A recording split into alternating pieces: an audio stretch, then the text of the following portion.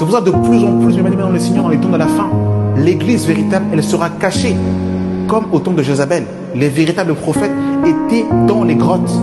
C'est pour ça ceux qui partiront à l'enlèvement de l'église, ce sera ceux qui seront dans les coulisses et qui seront en train de se préparer pour le grand retour du Maître. C'est pour ça que Jésus veut te sanctifier. Laisse Jésus te laver par les eaux de sa parole. Louange et gloire à notre Seigneur et Sauveur. Nous avons, dans l'audio précédent, parlé du conflit entre Israël et la Palestine. Et nous nous sommes arrêtés sur la question, pourquoi les nations veulent-ils détruire la ville d'Israël? Pour plusieurs raisons. Déjà, la première, nous l'avons dans le livre de Matthieu, chapitre 5. Matthieu 5, le verset 33, il est écrit « Vous avez appris qu'il a été dit aux anciens, tu ne parjureras point, mais tu t'acquerras envers le Seigneur de ce que tu as déclaré par serment. Mais moi je vous dis de ne pas jurer aucunement, ni par le ciel, ni par le ciel, parce que c'est le trône de Dieu, ni par la terre, parce que c'est son marchepied, ni par Jérusalem, parce que c'est la ville du grand roi. » Et ça, le diable sait parfaitement que Jérusalem est la ville du grand roi. C'est aussi pour cette raison qu'il veut raser Israël de la carte du monde, parce que le Seigneur doit revenir poser ses pieds sur la montagne des Oliviers, et ça, le diable connaît les prophéties. C'est aussi une des raisons pour lesquelles il veut détruire Israël de la carte du monde, afin que le roi ne fasse pas son retour. Le Seigneur avait prophétisé dans le livre de Luc 21, le verset 20, « Lorsque vous verrez Jérusalem investie par des armées, sachez alors que sa désolation est proche. Alors que ceux qui seront en Judée fuient dans les montagnes, que ceux qui seront au milieu de Jérusalem en sortent, et que ceux qui seront dans les champs n'entrent pas dans la ville. » Donc cette parole s'est accomplie 70 ans après la résurrection de Christ. C'est une parole qui est cycliste, qui a plusieurs cycles, qui revient. Elle va s'accomplir également dans les temps qui sont ces derniers, qui vont précéder la grande tribulation, où justement Jérusalem va être assiégée par les nations du monde entier. Dans Zacharie chapitre 12, le verset 2, il est écrit « Voici, je ferai de Jérusalem une coupe d'atourdissement pour tous les peuples d'alentour, et aussi Juda dans le siège de Jérusalem. En ce jour-là, je ferai de Jérusalem une pierre pesante, et tous les peuples, tous ceux qui la soulèveront seront meurtris, et toutes les nations de la terre s'assembleront contre elle. » Donc là, on voit que dans les temps qui sont les derniers, eh bien, Jérusalem va être l'épicentre du monde, notamment avec la construction également d'un troisième temple, parce qu'il y a eu 2 temples, mais il va y avoir un troisième temple qui va être construit par la suite, parce qu'effectivement, les Juifs, au moment où je suis en train de faire cet audio, ont déjà la maquette pour la reconstruction du troisième temple. Pourquoi est-ce qu'ils veulent rebâtir le troisième temple? Parce que, eh bien, s'il n'y a pas de temple, il n'y a pas de prêtre, il n'y a pas de prêtre, il n'y a pas de sacrifice. Et le temple est la pièce majeure de la foi juive. Donc c'est pour cette raison qu'ils ont aussi à cœur de pouvoir rebâtir ce temple. Et quand on nous parle de la reconstruction du temple, ça nous amène également aussi, eh bien, à la venue de l'homme impie, la venue de l'Antéchrist qui doit arriver certainement. Jésus dira dans le livre de Jean chapitre 5, « Je suis venu au nom de mon Père, vous ne me recevez pas. Si un autre vient en son propre nom, vous le recevrez. » Il était question ici de l'homme impie qui va bientôt venir et qui va faire allégeance avec les Juifs. Parce que lorsque le Seigneur est venu, les Juifs n'ont pas cru en lui. Ils n'ont pas cru en lui parce que pour eux, le Messie devait les libérer de l'occupation romaine, ce que le Seigneur n'a pas fait. Le Messie est censé libérer les Juifs de la domination des nations. Sauf que c'est pas ce que Jésus a fait quand il est venu. Il est venu libérer les enfants d'Israël de l'occupation, de la captivité du péché. Il est venu libérer les nations de la captivité du péché. Il n'a pas libéré les enfants d'Israël physiquement de leur chaîne. Donc du coup, ils sont dans l'attente d'un Messie. Ils sont dans l'attente d'un Sauveur. Et quand on lit le livre de 2 Thessaloniciens 2, 2 Thessaloniciens 2, le verset 3, « Que personne ne vous séduise d'aucune manière, car il faut que l'apostasie soit arrivée auparavant, et qu'on ait vu paraître l'homme du péché, le fils de la perdition, l'adversaire qui s'élève au-dessus de tout ce qu'on appelle Dieu et de ce qu'on adore, jusqu'à s'asseoir dans le temple de Dieu, se proclamant lui-même Dieu. » Donc, il va s'asseoir dans le temple. Le temple, là, dont il est question, c'est le 3e temple qui va être reconstruit en Israël. Il va être reconstruit en Israël et c'est lui, cet homme-là, qui va mettre la paix entre Israël et la Palestine.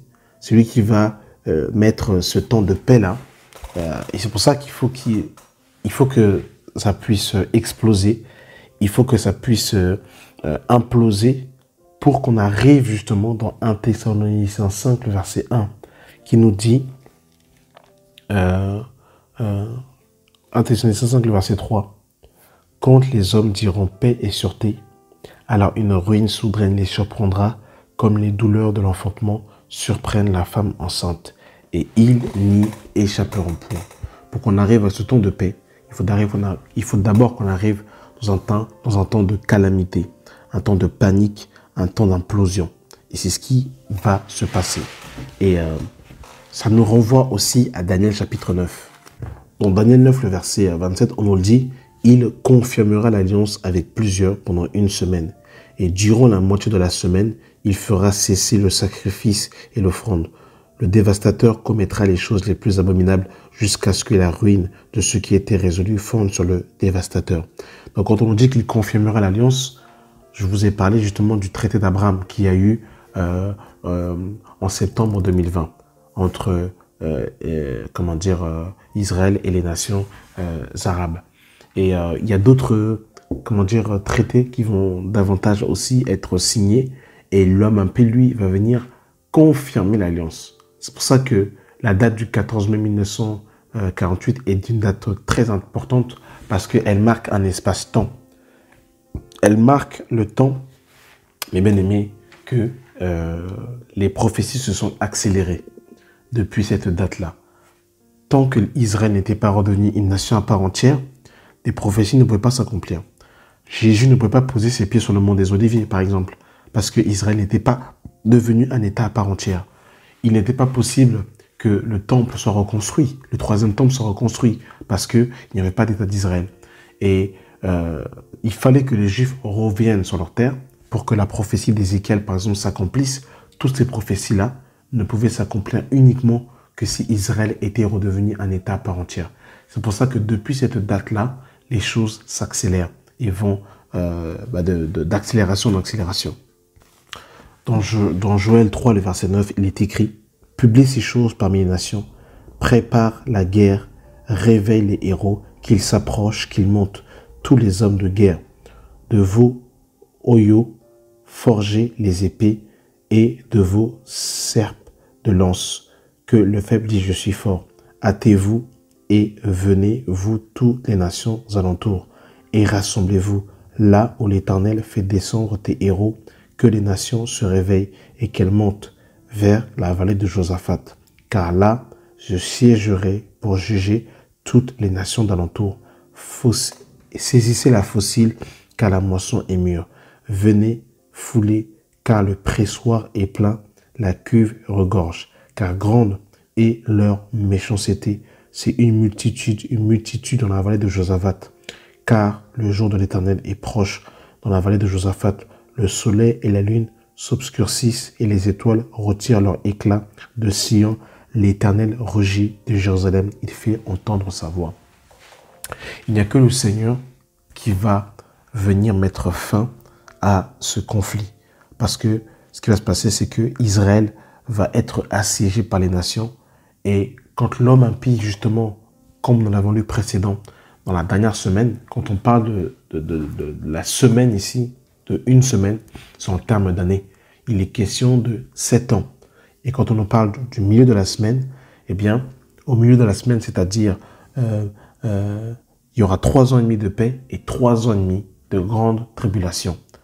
Et à la fin, justement, de cette période-là de 3 ans et demi, c'est là où le Seigneur va intervenir pour libérer les nations, pour libérer les Juifs, qui vont être sous la captivité et la domination de l'homme impie. Dans Apocalypse 11, verset 1, on nous dit « On me donna un roseau semblable à une verge, et l'ange se présenta et dit « Lève-toi et mesure le temple de Dieu, l'autel et ceux qui adorent. Mais le parvis extérieur du temple, laisse-le en dehors et ne le mesure pas, car il a été donné aux nations et elles fouleront aux pieds la ville sainte pendant 42 mois. » Donc, ça équivaut à la dernière semaine de Daniel aux 3 ans et demi. Par rapport au règne de la bête, dans Apocalypse 13, on nous confirme bien, Apocalypse 13, verset 5, on nous dit « Et il lui fut donné une bouche qui proférait des paroles arrogantes et des paroles des blasphèmes. Et il lui fut donné le pouvoir d'agir pendant 42 mois. » Donc ici, on nous parle bien effectivement de la bête qui va régner pendant 42 mois, littéralement pendant 3 ans et demi. Dans Apocalypse 11, le verset 3, on nous dit « Je donnerai à mes 2 témoins le pouvoir de prophétiser revêtus de sacs pendant 1260 jours. Ce sont les 2 oliviers et les 2 chandeliers qui se tiennent devant le Seigneur de la terre. » Donc là, il y aura 2 témoins qui vont prophétiser pendant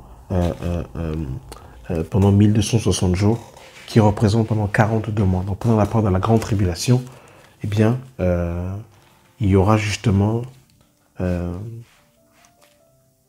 ces 2 témoins qui vont être envoyés par le Seigneur et qui vont faire un travail dans la ville de Jérusalem et qui vont par la suite être tués par l'homme impie. Quand on lit Apocalypse chapitre 12, le verset 1, il est écrit « Un grand signe parut dans le ciel, une femme enveloppée du soleil, la lune sous ses pieds et une couronne de 12 étoiles sur la tête. Elle était enceinte et elle criait, étant en travail dans les douleurs de l'enfantement. Un autre signe parut encore dans le ciel, et voici, c'était un grand dragon rouge ayant 7 têtes et 10 cornes, et sur ses têtes 7 diadèmes. Sa queue entraînait le tiers des étoiles du ciel et les jetait sur la terre. Le dragon se tint devant la femme qui allait enfanter afin de dévorer son enfant. Lorsqu'elle aurait enfanté, elle enfanta un fils qui doit paître toutes les nations avec une verge de fer. Et son fils fut enlevé vers Dieu avec son trône. Et la femme s'enfuit dans le désert, d'où elle avait un lieu préparé par Dieu afin qu'elle fût nourrie pendant 1260 jours. Encore une fois, quand on parle ici de 1260 jours, il est question ici, de la peur de la grande tribulation. Alors, qui représente cette femme? Cette femme représente Israël. Comment on peut savoir qu'elle représente Israël? Parce qu'on nous dit au verset 1 qu'elle était enveloppée du soleil, de la lune sous ses pieds et des 12 étoiles étaient sur sa tête. Les 12 étoiles représentent les 12 tribus d'Israël. La lune et le soleil représentent Jacob et Rachel. Par rapport justement au songe que Joseph va faire quand il va voir la lune, le soleil et les étoiles qui représentent les 12 tribus, le soleil qui représente Jacob et la lune qui représente Rachel. Donc en fait ici, cette femme représente la nation d'Israël qu'il va fuir dans le désert à Bostra, justement pendant la période de la grande tribulation, pour fuir le dragon, littéralement le diable, qui va s'efforcer de tuer, de détruire la nation d'Israël.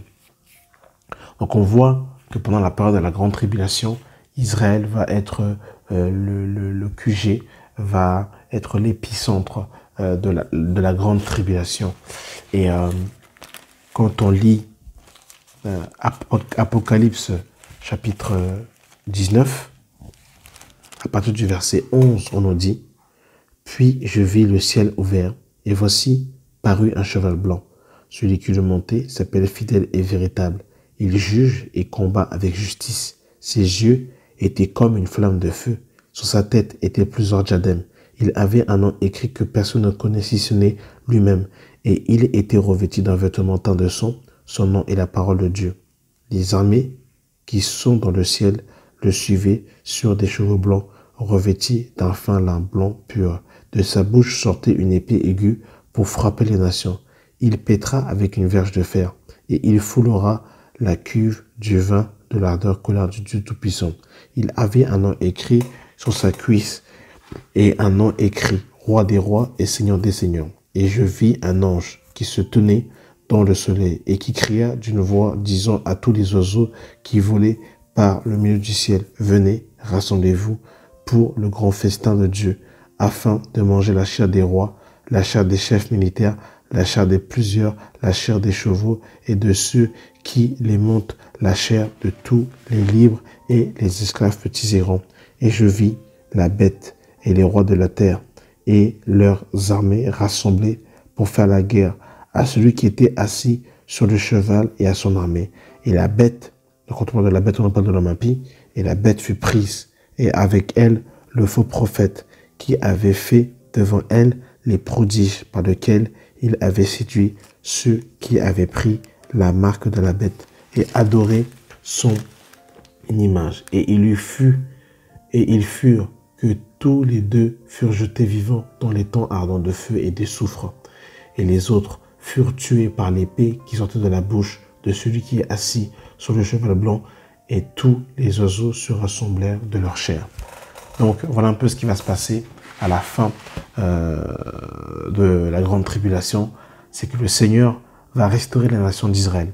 Le Seigneur va restaurer la nation d'Israël, et les Juifs, quand on lit Zacharie chapitre 12, un esprit de grâce et de supplication va être déversé sur la nation d'Israël afin qu'ils reconnaissent leur Messie. Parce qu'il faut savoir qu'au temps présent, quand on lit le livre de Romains chapitre 11, on nous parle de l'olivier franc, on nous parle de l'olivier naturel et de l'olivier sauvage. Et que l'olivier naturel a été hanté pour un temps, pour que nous, nations païennes, nous puissions être greffés à la racine, qui est Christ.